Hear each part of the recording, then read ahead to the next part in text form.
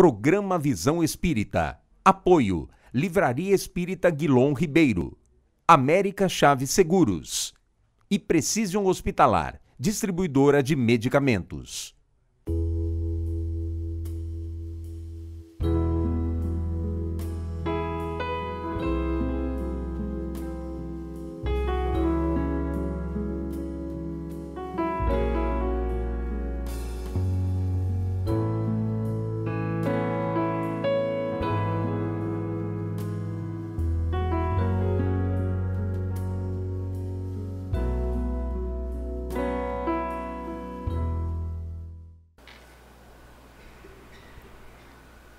Permaneça o amor fraternal e que possamos ter uma boa noite de reflexões para reanimar as nossas atividades na semana que se inicia e para que possamos ter uma convivência bem saudável na casa espírita. Vamos ao tema. Como dissemos, é sobre Deus. E uma coisa nos intriga ao falar sobre Deus. Deus é um princípio fundamental da doutrina espírita. Aliás, nós o tratamos como o primeiro princípio fundamental da doutrina espírita. Nós nos envolvemos, falamos com Ele, reflexionamos sobre Ele, o adoramos, o amamos, mas nós não nos damos muito ao prazer de estudá-lo e de trazê-lo para o nosso cotidiano, para o nosso dia a dia. Como é que a gente apresenta Deus mesmo para a doutrina espírita? Bem, a resposta que os espíritos deram à pergunta que é Deus foi mais substanciosa, foi mais firme, mais segura. Eles disseram assim: é a inteligência suprema do universo, a causa primária de todas as coisas. É essa. Esse, nós poderíamos dizer, aí vai uma força de expressão, a definição do Deus dos espíritas, porque é um fundamento básico. Os espíritos nos disseram que esta era a conceituação que eles davam e que nós podemos dar com segurança sobre Deus. Bem, aí nós revisamos as imagens via pegada de animais, as imagens vindas do céu, do espaço, dos astros, e vimos uma outra situação de deuses de outras religiões que têm uma forma muito assemelhada à forma humana, e que dentro dessa contextualização, eles se misturam com os homens e se transformam em deuses homens em várias oportunidades, ou homens deuses. Tanto é que estudássemos, não há tempo para fazê-lo hoje, nem de maneira rápida, por causa do tempo, as 10 grandes religiões mundiais, apenas 7 delas, excetuando-se as últimas 3, não tratam Deus de maneira individualizada, tratam-no como algo bem genérico, como algo bem assim, não no singular, mas no plural, com simbolismos, com a mitologia, e fazendo com que o próprio relacionamento ser humano-divindade fossem bem próximos em algum dos períodos de nossa civilização, inclusive convivendo, procriando, criando famílias e tendo toda a sua descendência normal e respeitada pelos historiadores e pela nossa própria história. Então, nesse ponto, nós temos a primeira confusão, porque as 3 religiões que não se apresentam como religiões que creem apenas não em vários deuses, mas apenas em um Deus, são 3. E essas 3 religiões têm a mesma fundamentação, a mesma base, o mesmo caminho e, pasmem, o mesmo patriarca. Nós estamos falando de Abraão. Abraão, que é o patriarca do mosaísmo, Abraão, que é o patriarca do judaísmo, Abraão, que serve como patriarca do cristianismo, e Abraão, que é patriarca do islamismo. Então nós temos hoje as grandes religiões monoteístas que creem num único Deus: o judaísmo, o cristianismo e o islamismo. Todas as outras são politeístas, não creem num único Deus. Agora, várias das religiões, entre as três, suas descendências, suas outras determinações ou formações, fazem assim muita adaptação e agregação aos seus conceitos, ao seu pensar sobre Deus, a sua moda, fazendo com que seja muito difícil fazer o estudo, fazer a análise e a vivência sobre Deus e a sua presença em nossa formação cultural, em nossa formação religiosa, em nossa formação social, porque sabemos que, queiramos ou não, Deus está em nós como algo assim, superior a todas as forças, como se Ele estivesse instalado, como modernamente se fala, o exemplo é meio grosso, meio assim muito duro, como se todos nós tivéssemos pequeninos instrumentos internos que nos dissessem: esse sempre vos fará lembrar de Deus, como vos fará lembrar de justiça, de amor, de caridade.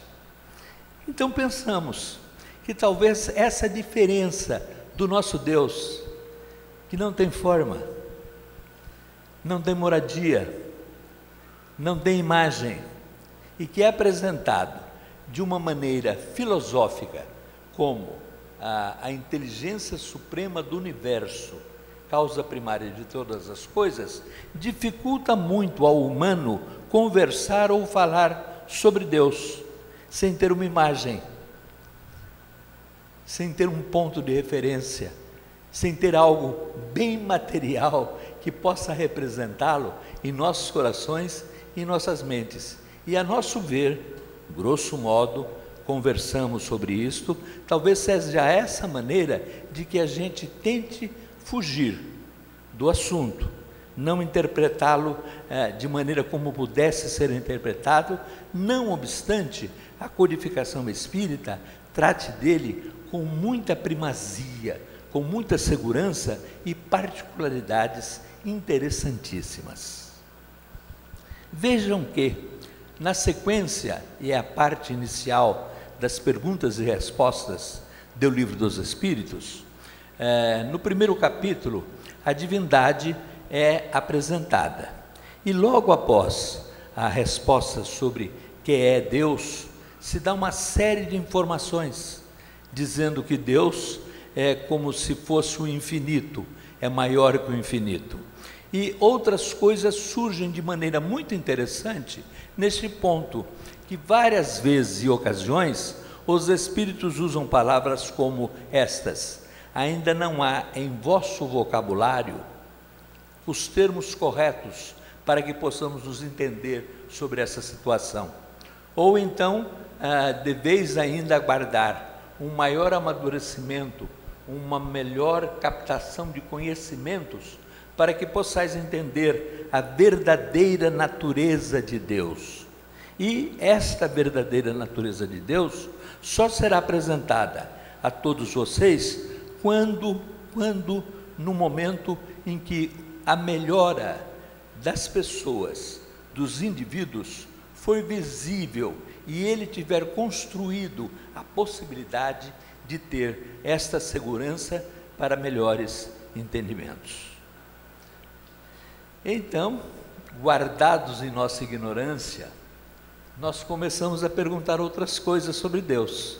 E numa das perguntas, as iniciais quase, que pergunta-se como se pode encontrar a prova da existência de Deus.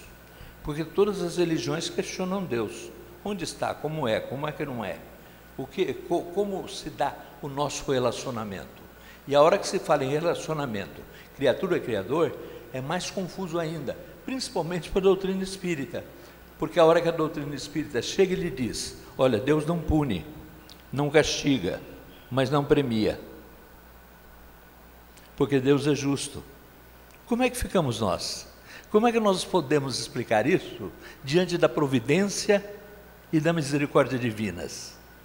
São coisas que aparecem filosoficamente num ponto, e a hora que se avalia socialmente isto, fica mais difícil, porque a religião é forte, e a nossa religião é uma religião que preza pela consolação. Muitos perguntam: já não é hora de passar pelo período de consolação e irmos para o período de um maior conhecimento, esclarecimento sobre a doutrina espírita? E que valor teria a doutrina sem a consolação? Sem esse aconchego, sem esse colo amigo, sem esse preparo?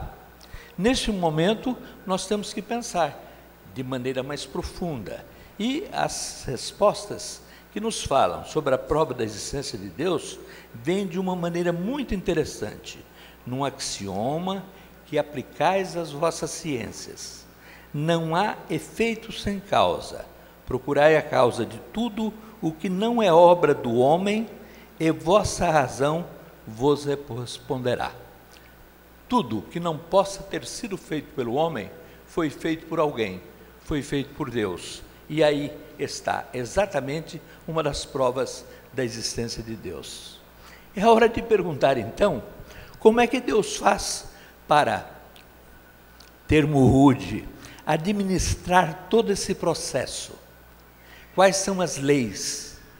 Qual é a disciplina?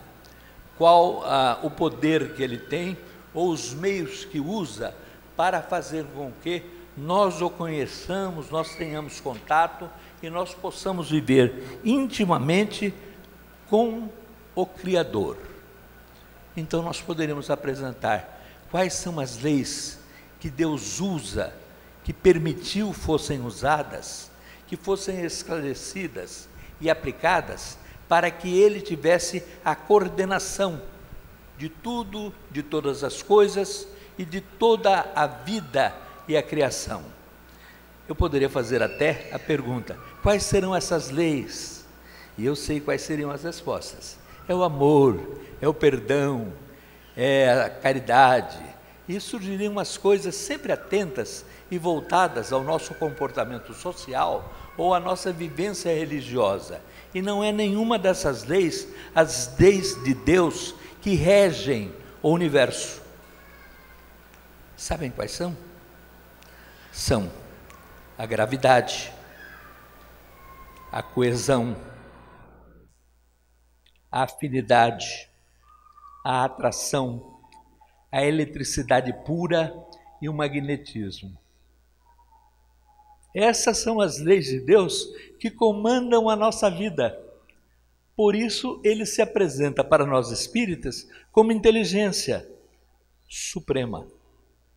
Usa, portanto, então, leis definidas, imutáveis, para comandar a vida em toda a sua extensão, que nós não vamos aqui medir, porque não temos essa medida, nem essa possibilidade, mesmo porque na década de 50, 60, quando eu dizia a vocês sobre a pluralidade dos mundos habitados e a presença de Deus no universo, a gente dizia que vergonha, que havia quase 20 mil planetas iguaizinhos ao planeta Terra.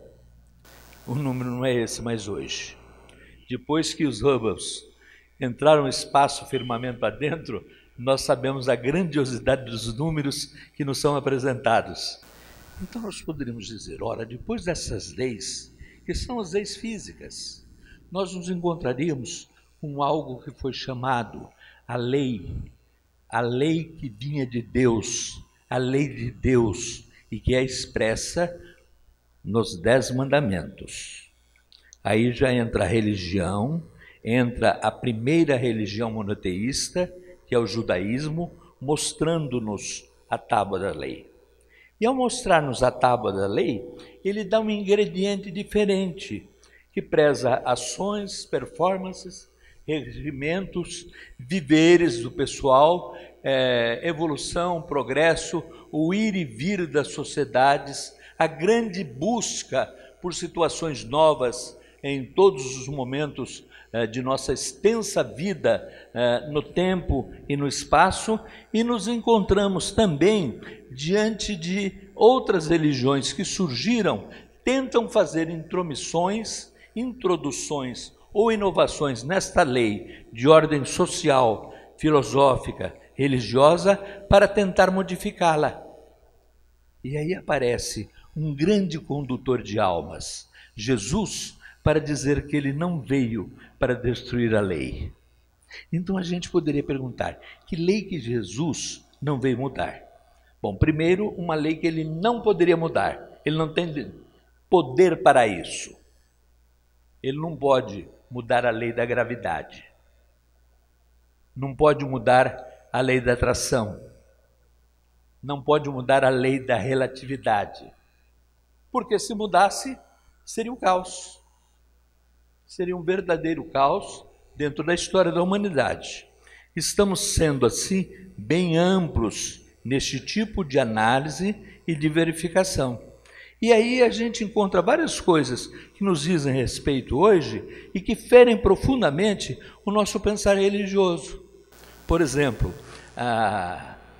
por que Maria teria que ser virgem para receber a Jesus? Vejam bem, não é uma questão religiosa, é de conhecimento de lei e como funciona. Pode chegar um dia em que as coisas possam mudar de tal jeito e que nós façamos uma grande transformação. Parece-nos que até agora isso não vai eclodir em nenhum lugar de nosso planeta. Depois que nós nos encontramos com esse grande encontro e explosão entre o não vir destruir a lei, Jesus nos apresenta uma lei diferenciada. Mas uma lei diferenciada, onde ainda ele afirma que não viera para destruir a lei, mas sim para dar-lhe cumprimento. E o juiz da lei perguntou-lhe matreiramente, e qual é então a grande lei? E surge a lei do amor. Amarás ao Senhor teu Deus de todo o teu entendimento, de toda a tua alma, de todo o teu coração, e ao teu próximo como a ti mesmo. Surgem depois os conhecimentos sobre as outras pessoas e o regimento que faz com que nós nos movamos ao redor da alteridade, dita como ciência ou como ação social, ação pessoal moderna, mas que tem mais de 2000 anos. E ao colocar Jesus a situação da alteridade, ele cria uma nova lei, sem fazer com que a lei velha, a lei das Escrituras, seja ultrapassada, vencida ou deixada de lado.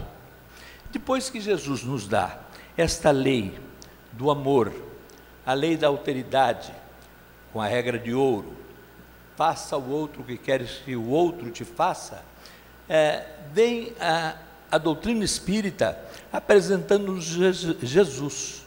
E ao apresentar-nos Jesus, ela diz que ele foi um dos mensageiros para clarear na mente humana a responsabilidade do conhecimento de Deus, do conhecimento da justiça, do amor e da caridade. E os espíritos deram uma organização a esta lei, que chamaram de moral. Esta lei, com certeza, se perguntássemos de início, lá atrás, no iniciozinho de nossa palestra, quais são as leis? Seriam as respostas que nós daríamos. E aqui, os Espíritos nos apresentam leis morais que significam a organização moral, padrão de conduta, meios para o nosso progresso e para a nossa evolução. Então, já conhecem.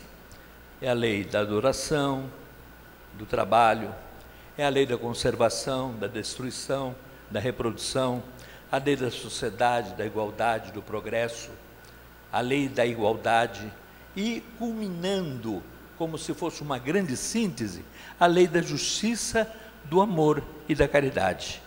E fazem ainda os espíritos um relacionamento entre este corpo, este conjunto de leis, com a nossa evolução. Então dizem que a hora que tratamos de trabalho e de adoração, nós estamos falando diretamente com Deus, o homem com Deus. O que nós esperamos de Deus é exatamente justiça. E o que Deus quer de todos nós é justiça também. Essa vivência na justiça. O que Deus quer com que nós tenhamos no relacionamento conosco mesmo é que nós aprendamos a nos respeitar, a nos querer bem, a nos amar. E o que Deus quer conosco no nosso relacionamento com as outras pessoas é exatamente o enriquecimento da sociedade, na lei da igualdade e da liberdade. É a sociedade dando vazão e o procedimento necessário para que o progresso seja visível, apalpável e acessível a todas as pessoas. Desta maneira, Deus se apresenta e Ele é a inteligência suprema do universo, a causa primária de todas as coisas, sem nenhuma aptidão de um contorno firme, com uma corrente religiosa, com um compromisso religioso, mas apenas com uma grande responsabilidade de manter laços firmes entre Criador e criaturas, porque aí nós nos fundamentamos, nos formamos e nos firmamos, no sentido de servir sempre, permitindo que o outro tenha a felicidade que nós queremos para cada um de nós. Tenho a impressão de que esta é uma maneira muito interessante de começarmos a tirar aquela diferença básica do Deus morfológico, do Deus do trono, do Deus do poder, do Deus de todas as honrarias terrestres, para termos um Deus que seja comprometido com a vida e com o crescimento. Parece-nos que este é um dos grandes objetivos da doutrina espírita. E nós esperamos que todos nós possamos cumprir esses desideratos e nos aprofundarmos nessas situações. Para ver, estudar sobre Deus, toda a primeira parte do Livro dos Espíritos e na Gênese, na sua parte inicial, principalmente no capítulo 2 da Gênese, grandes conhecimentos deste Deus que a doutrina espírita apresenta e mostra ao ser humano. Que Jesus possa nos abençoar. Permaneça o amor fraternal. Nascer, morrer, renascer ainda e progredir sempre. Tal é a lei. Dia 8 de março de 2018 marca o retorno às suas origens do espírito José Antônio Luiz Balieiro, ou simplesmente Balieiro. Filho, pai, avô, irmão, tio, esposo, companheiro, amigo. Desenvolveu essas atribuições com lealdade, respeito, fidelidade, dedicação e amor. Criança, jovem, adulto e senhor. Passou pelas etapas com compromisso de conciliar os anseios próprios com o do próximo. Profissional dedicado que convergiu as forças produtivas na realização de resultados equilibrados. Religião e religiosidade espírita. Atuou como palestrante, conferencista, divulgador, estudioso, professor, agregador, diretor de sociedades espíritas, presidente e diretor da USE, União das Sociedades Espíritas do Estado de São Paulo, diretor da Federação Espírita Brasileira e, acima de tudo, trabalhador da causa do espiritismo cristão. Jesus encaminha para a humanidade espíritos como missões consoladoras nos diversos campos da vida. Balieiro cumpriu sua missão de trabalhar determinadamente para a divulgação do espiritismo e unificação dos espíritas e das sociedades espíritas. Maçom, na maçonaria, pedreiro hoje e sempre, que se tornou mestre, cavou templos a virtudes e masmorras ao vício, acendeu luzes nos caminhos que agora irá trilhar, levando consigo a acácia que indicará. Segue um homem livre de bons costumes ao encontro do grande arquiteto do universo. Apresentamos nossos sentimentos e respeito à família e aos amigos e companheiros do abnegado Balieiro. O programa Visão Espírita reconhece e agradece ao baleeiro por participar da sua criação e manutenção. Baleeiro, siga em paz. Missão cumprida. Deus lhe abençoe. Fraternalmente, os Espíritas Cristãos. Vendo um momento incomum, mas muito esperado. Expectativas, a ansiedade do preparo, os e-mails, a comunicação, o esforço dos que prepararam o ambiente físico e o ambiente para nos levar ao ar, mas estamos todos muito emocionados. Ouso pensar que também a espiritualidade está vivendo esta mesma emoção e este mesmo momento especial. Por isso, consensuamos, ao começar o nosso programa Visão Espírita, na equipe de trabalho e coordenados pela técnica, pela sapiência no ramo do Jairney, fazermos uma prece, uma oração. E que esta oração tenha uma repercussão em todas as nossas casas espíritas, nos 150 pontos, 1000 pontos que irão nos receber, para que haja inicialmente o que vai acontecer durante todo o tempo de nossos programas, a harmonia, a vibração, a paz e o bem. Assim, no conjunto de nossos corações, com as nossas vozes e pensamentos emocionados, vamos dizer ao mundo espiritual, a Deus, o nosso Pai, a Jesus, o nosso Mestre, aos bons espíritos, a Allan Kardec, o nosso codificador, nosso mentor, a todos os que nos acompanham em nossas casas espíritas, o nosso mais profundo agradecimento. E tenham a certeza de que, de nossa parte, não faltará boa vontade, empenho, amor e dedicação total pela causa e pelo movimento, pelo projeto que ora iniciamos. E o nosso agradecimento é simples. Vai em forma de prece, em forma de louvor, em forma do nosso mais profundo reconhecimento e gratidão. E vamos centrar tudo isto na figura amorável de Jesus, que é o grande protagonista, o grande ponto central de nosso programa e de nossa iniciativa, e dizer a Ele que nós agradecemos por tudo o que está acontecendo e vai acontecer. E neste agradecimento profundo, dizermos: Senhor Jesus, nós te amamos profundamente, reconhecidamente, e temos certeza do amor que tu tens por cada um de nós. Em nome desse amor, Senhor, abençoa o Visão Espírita, abençoa os nossos corações, abençoa a coordenação deste programa e que possamos ser felizes, tendo a tua pessoa, Senhor, a tua imagem, o teu pensamento sempre bem junto de todos nós. Que Jesus esteja conosco, nos abençoe e que o Visão Espírita possa ter a melhor de todas as visões do nosso futuro, divulgando a doutrina espírita. Que assim seja. Se estiver bom assim, pode ir para a gravação e para a história, não para o programa.